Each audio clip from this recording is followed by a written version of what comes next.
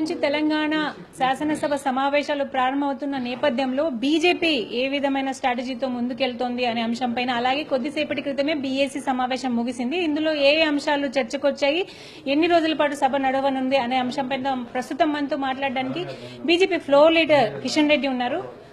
ఎలా ఉండబోతుంది స్ట్రాటజీ మీది?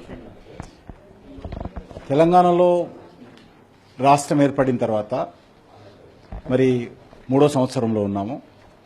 ఇప్పటికి కూడా అనేక సమస్యలు ప్రజలను పట్టి పీడిస్తూ ఉన్నాయి.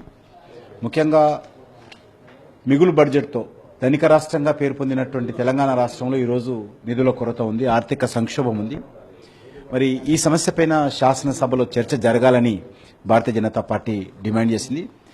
ముఖ్యంగా ఈ యొక్క రాష్ట్రంలో ఏర్పడినటువంటి ఆర్థిక సంక్షోభం కానీ, రైతాంగానికి సంబంధించినటువంటి పంట రుణాలు కానీ, లేక రుణమాఫీ కానీ, వడ్డీ మాఫీ కానీ, లేక ప్రధానమంత్రి చేపట్టినటువంటి ఫసల్ బీమా యోజన అంటే పంటల బీమా పథకం, ప్రధానమంత్రి పంటల బీమా పథకము తెలంగాణలో అమలు కాకపోవడానికి కారణాలు కానీ, లేకపోతే ఫీజు రియంబర్స్మెంట్ కావచ్చు, లేక స్కాలర్షిప్స్ కావచ్చు, లేకపోతే ఆరోగ్యశ్రీ పథకంలో ఈరోజు నిర్వీర్యం చేస్తున్నటువంటి చర్యలు కావచ్చు, ఈ రకమైనటువంటి అనేక అంశాల మీద మరి భారతీయ జనతా పార్టీ స్పీకర్ గారికి లిఖితపూర్వకంగా సుమారు 23 అంశాల మీద మేము చర్చించాలన్న సింగరేణి కార్మికుల నుంచి మొదలు పెడితే మరి ఈరోజు ఉద్యోగస్తులకు ఆరోగ్యశ్రీ సంబంధించినటువంటి పథకం హెల్త్ కార్డ్స్ ఇష్యూ చేశారు, అది అమలు జరగడం లేదు. జర్నలిస్టులకు హెల్త్ కార్డ్స్ ఇష్యూ చేశారు, అది అమలు జరగడం లేదు.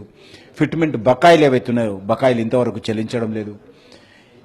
ఈ రకంగా గ్రామీణ ప్రాంతాల్లో, పట్టణ ప్రాంతాల్లో రోడ్ల పూర్తిగా మరి ఈరోజు ధ్వంసమైపోయి రోడ్ల మీద బాగు చేసేటువంటి విషయంలో కావచ్చు, మరి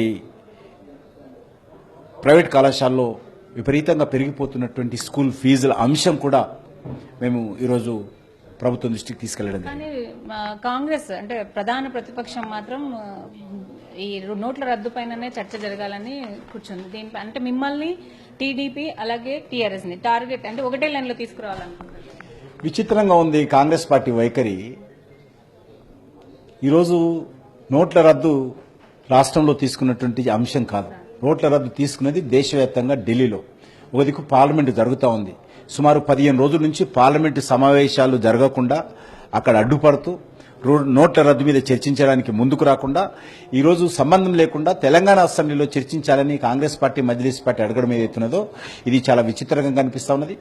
ఈరోజు మేము కూడా సిద్ధంగా ఉన్నాము. నోట్ల రద్దు ఎందుకు చేయాల్సి వచ్చింది, కాంగ్రెస్ పార్టీ ఏ రకంగా ఈ దేశంలో అవినీతిని పెంచి పోషించిందో ఈ విషయంలో ఖచ్చితంగా మా యొక్క అభిప్రాయం మేము చర్చిస్తాం.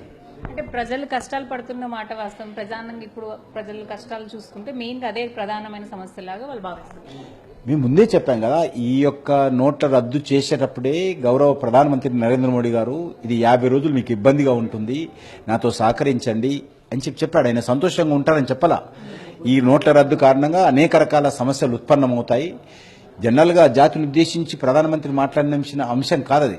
కానీ ఈ యొక్క ప్రజలు ఇబ్బందులు ఎదుర్కొంటారు, సమస్యలు ఉంటాయి కాబట్టి జాతిని ఉద్దేశించి ప్రజలారా ఈ రకంగా మీకు 50 రోజులు ఇబ్బంది ఉంటుంది, మీరు నన్ను సహకరించండి, ఆశీర్వదించండి, ఈ యొక్క అవినీతి బ్లాక్ మనీ మరి కడిగి వేయాల్సినటువంటి చర్యల్లో మీరు సహకరించాలని చెప్పాడు స్వయంగా. బీఎస్సీలో ఎలాంటి నిర్ణయం తీసుకున్నారు?